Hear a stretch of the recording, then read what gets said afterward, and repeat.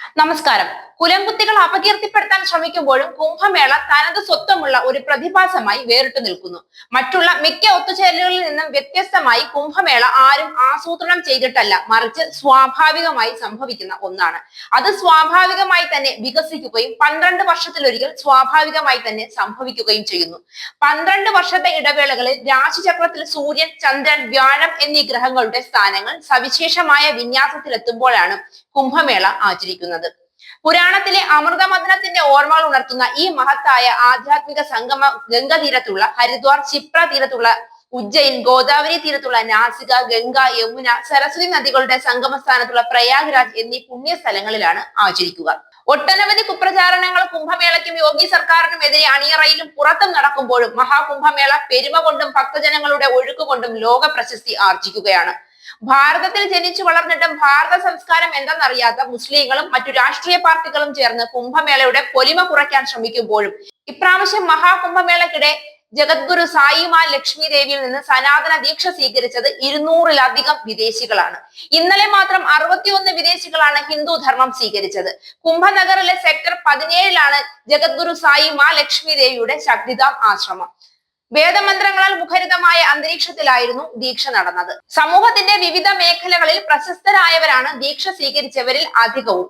കാലാതീതമായ സനാതന ധർമ്മത്തിൽ ലോകം മുഴുവൻ ആകൃഷ്ടരായിരിക്കുകയാണെന്നും ദീക്ഷവേളയിൽ ജഗദ്ഗുരു സായി മാ ലക്ഷ്മി ദേവി പറഞ്ഞു.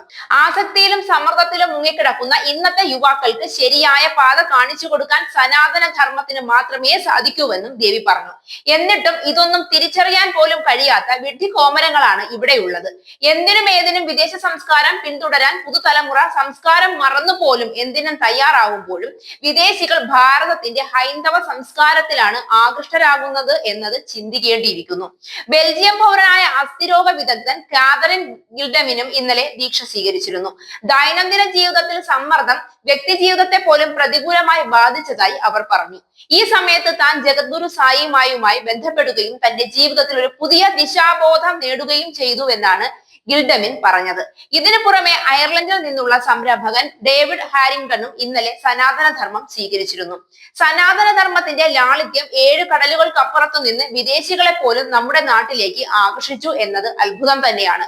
നിങ്ങളിൽ ഒന്നും അടിച്ചേൽപ്പിക്കാത്ത ഒരേ ഒരു ജീവിത രീതി സനാതനം മാത്രമാണ് എന്നാണ് അവർ പറഞ്ഞത്. അതിന്റെ ലാളിത്യവും ആത്മാർത്ഥതയും തുടക്കം മുതൽ തന്നെ എന്നെ ആകർഷിച്ചതായി ഹാരിംഗ്ടൺ പറഞ്ഞു. അമേരിക്കയിലെ ആർക്കിടെക്ട് മാത്യു ലോറൻസ്, കാനഡയിലെ ഫിസിഷ്യൻ ആൻഡ്രെ അനത്ത്, അമേരിക്കയിലെ ഊർജ്ജ മേഖലയിൽ ജോലി ചെയ്യുന്ന ജെന്നി മില്ലർ, കാനഡയിലെ IT ഡെവലപ്പർ മാത്യു സാവോയി, ബെൽജിയത്തിലെ ആരോഗ്യ സുരക്ഷാ കൺസൾട്ടന്റ് ക്രിസ്റ്റൽ ഡി കാറ്റ് എന്നിവരാണ് ദീക്ഷ സ്വീകരിച്ച മറ്റുള്ളവർ. മാനവിക വളർച്ചയ്ക്ക് മാത്രമല്ല, സമാധാനം നിലനിർത്തുന്നതിനും മനസ്സിന്റെ ഗതിതെറ്റിയ ഒഴുക്കിനെ അണകെട്ടി നിർത്തി പരസ്പര സ്നേഹവും അഖണ്ഡതയും നിലനിർത്തുന്നതിനും ഹിന്ദു വിശ്വാസങ്ങൾ വലിയ പങ്ക് വഹിക്കുന്നുണ്ട്. എന്നിട്ടും കസ്തൂരിമാനിനെ പോലെ നാഭിയിൽ കസ്തൂരി ഉണ്ടായിട്ടും മണം തേടി അലയുകയാണ് ഇവിടെ പലരും.